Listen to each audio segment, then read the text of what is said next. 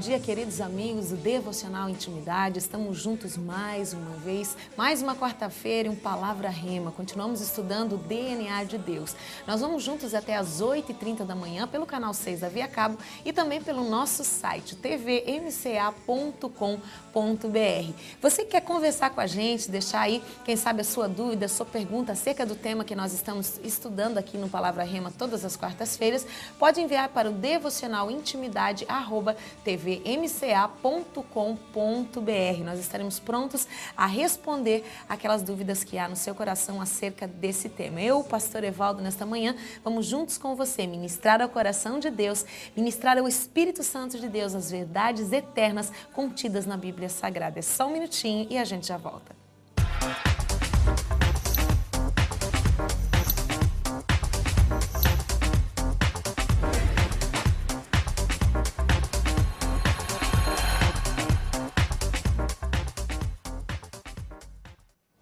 Bom dia, querido pastor Evaldo, mais uma vez. Bom dia, Mônica. De novo, uma alegria estarmos juntos. Esta manhã de quarta-feira para nós tem sido abençoada, porque podemos falar do amor de Deus, da sua bondade e da sua misericórdia. O tema que estamos falando é um tema assim que queima o meu coração de alegria. Essa palavra que eu vejo aqui, ela trabalha muito no meu coração.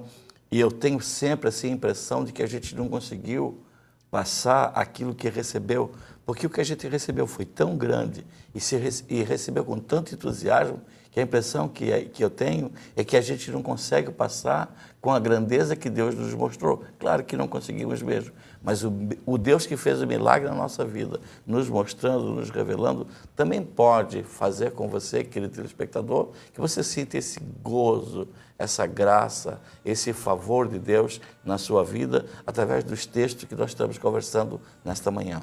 Glória a Deus, pastor. O Senhor vai imprimindo nos nossos corações. A gente tem um desafio, né? De estar passando essa palavra, de estar passando essa verdade. Então, vamos fazer um resumo do que a gente estudou até aqui, né? Já foram 2 semanas que nós já estudamos. Então, os textos que nós estudamos é Atos 17, 26, também Malaquias 2, 15, certo, pastor? Exatamente. A parte A, né? Foram os textos que nós estudamos. Eu fiquei maravilhado quando eu descobri esse texto. O homem que traduziu a Bíblia, né? O João Ferreira de Almeida, na Bíblia Revista e Atualizada, que é a única que dá o original Strong, ele colocou a palavra de um só, quando ele traduziu.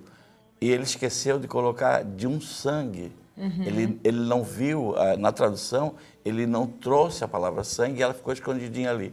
E a gente, por rastrear a Bíblia, o que é rastrear a Bíblia? Eu abro o texto, Mônica, e fico clicando em cima de todo o texto para ver se tem uma ideia brilhante, se tem um sinônimo melhor, se tem uma palavra melhor. E eu descobri que dentro desse texto tinha a palavra sangue. Para você entender, o dicionário James Strong, ele numerou todas as palavras, de A a Z. E todas as palavras têm um número, começando por 01, 02, 03, e vai 4.500, 4.800, 5.000, todas as palavras têm número. E quando apareceu a palavra de um só, né, em vez de ter o número, tinha 3. E ele traduziu o primeiro e não traduziu o segundo, ou seja, ele deixou uma verdade escondida ali e nenhuma tradução tem. Como eu rastreei, eu fui ali clicando em todos os números, e um número é verbo, um número é substantivo, um número né? E tinha um número escondido. Então, quando eu achei a palavra Aima, 129, que significa sangue, eu entendi muito melhor o projeto de Deus, o sonho de Deus, quando ele fez o casamento de Adão e de Eva. Nós já falamos isso na programação passada. E aí nós fomos lá em Malaquias. Malaquias repreende o divórcio de uma forma toda especial. E ainda fala que de uma semente só, ele gerou uma nação de piedosos. Por exemplo, ele queria que o casal Adão e Eva, na carne fossem unidos e na alma fossem unidos. Eles queriam que todos os filhos tivessem o DNA dele. Você colocou aquela imagem do DNA, aquela cadeia cromossômica, achei muito maravilhoso, assim. Então, aquilo deu uma ideia grande do que Deus queria fazer sobre as nossas vidas. Interessante que estava o pastor Billy pregando nesse final de semana aqui na nossa igreja, e ele falou que Jesus, quando ele orou a oração do Pai Nosso, ele disse assim para os discípulos: vocês são meus irmãos e nós vamos falar com o papai. Então você não vai chamar do Pai de Jesus Cristo, mas você vai chamar de Pai Nosso. Então aquele texto ali, assim para mim que estou formando o meu quebra-cabeça, né? Ele vai montando a cada dia assim e fica muito, muito maravilhoso. Eu queria que a nossa técnica, se possível, colocasse na tela os textos de Atos, capítulo 17, versículo 26, e que a gente pudesse, então, perceber o que o nosso texto está falando ali para nós. Já está na tela? Está na tela, pastor. Então, Mônica, se já está na tela, o nosso querido telespectador pode ver que ele diz: e de um só fez toda a raça humana. Ou seja, eu expliquei no programa passado que já tinha terminado a tarde e amanhã do dia sexto. Estamos fazendo isso para introduzir, que nós queremos dar continuidade daqui. Tarde e manhã do sexto dia. E já estávamos no sétimo. Deus já estava no sétimo dia. E viu que não era bom que o homem estivesse só e preparou uma companheira que lhe fosse idônea. Eu expliquei no programa passado que a palavra idônea significa uma mulher ajudadora. Em que sentido ajudadora? No sentido de permitir que tudo que Adão fizesse fosse bom, que o paraíso fosse realmente um paraíso. Porque muitas vezes, irmã Mônica, querido telespectador, a gente vem morar no paraíso e faz do nosso paraíso um inferno. Exatamente. Né? Então, na realidade, o projeto dias, de Deus ali é que isso acontecesse assim, de uma maneira muito, muito maravilhosa. E assim aconteceu. Não era bom que o homem estivesse só. Deus preparou para ele uma companheira idônea e agora ela tinha, então, uma função de que tudo que o Adão intentasse fazer como sacerdote, ela fosse uma ajudadora. Eu entendi a palavra submissão e quando alguém lê sobre submissão, as mulheres devem ser submissas aos seus maridos. Eu entendi, quando eu entendi o projeto de Deus de Eva na vida de Adão, a palavra submissa, quer dizer, submissão significa eu estou debaixo de uma missão. A palavra sub te coloca imediatamente abaixo. Da missão que está sobre a cabeça do esposo, né? E as pessoas não entenderam, porque a missão do esposo é educar os filhos de certa idade, é manter o seu lar voltado para Deus, é manter a família no reino. Essa é a função do esposo como sacerdote. E a mulher como sacerdotisa, ela tem uma submissão, uma missão adjunta, uma missão conjuntamente. Ela ajuda o esposo a estabelecer essa missão que está sobre a cabeça dele. Exatamente. Né? Aí as pessoas pensaram que era colocar o pé no pescoço. É uma escravidão, né? E estava totalmente... Um conceito corrompido acerca da submissão no sentido original, né, de Deus. Se você notar, irmã Mônica, sempre que tem uma coisa muito boa no reino, sempre se estabelece uma outra proposta paralela para desvirtuar aquela. Tipo assim, no dia que se comemora algo maravilhoso a respeito do reino aqui no Brasil, sempre se estabelece um feriado com um texto roubando... corrompendo aquele princípio, roubando o olhar, roubando a visão, tirando o foco para que as pessoas então possam deixar aquela verdade menor, deixar aquilo um pouco mais simples. Então, submissão, na verdade, quando você conhecer o seu príncipe encantado, ele tem uma missão.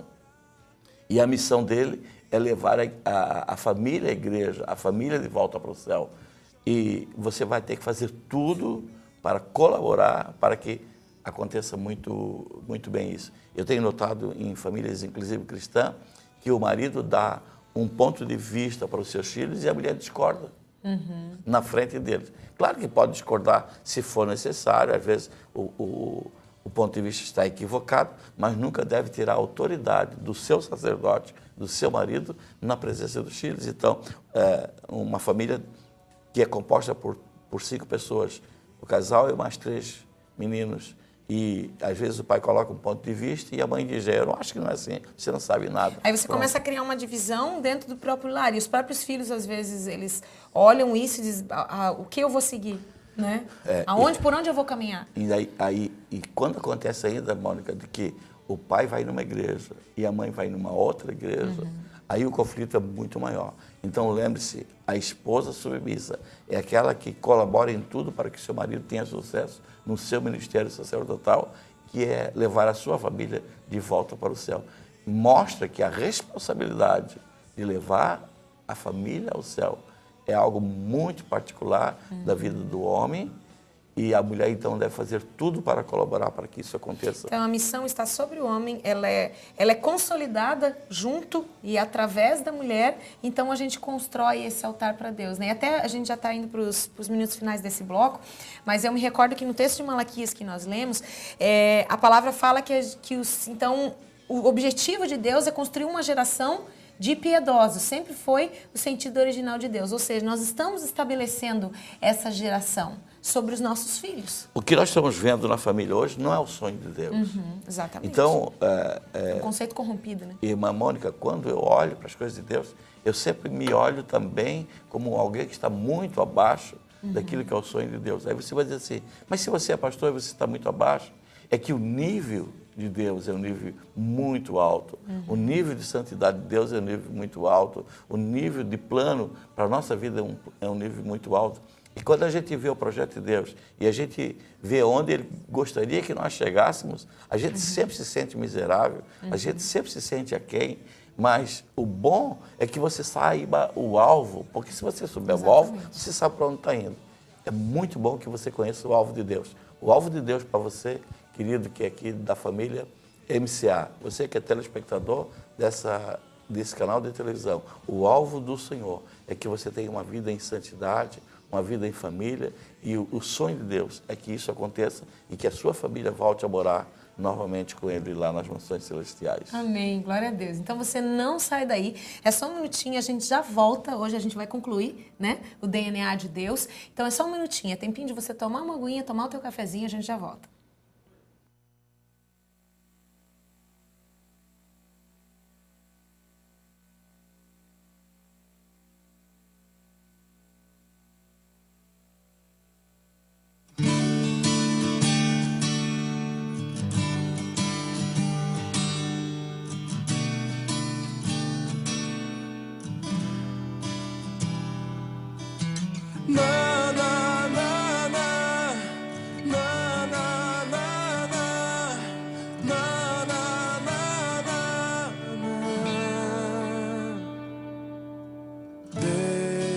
Deus olha pra dentro de mim